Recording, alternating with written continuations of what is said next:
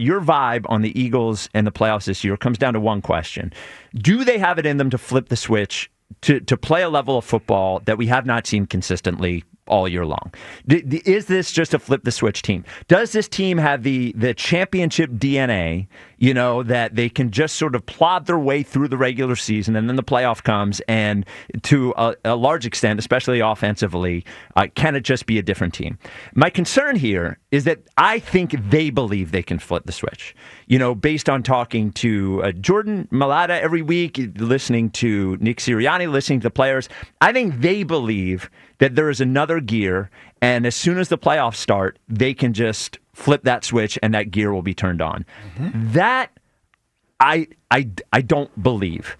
I suppose there's a way they could get through the NFC. I suppose, because anything is possible.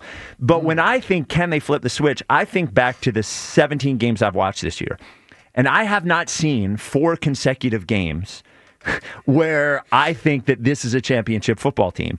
And they're not only going to have to win 4 straight games to win the Super Bowl, they're going to have to win 4 straight games against playoff teams, right? Like, they're either going to have to beat the Rams or the Seahawks. They're going to have to beat the Niners. They're going to have to beat, and I have not seen that from this team. So if there is a flip to be switched, it's a flip that I have not seen all year long. So I am having trouble believing that the Eagles have a switch they can flip and all of a sudden become a team that can win 3 straight games in the NFC and then win the Super Bowl.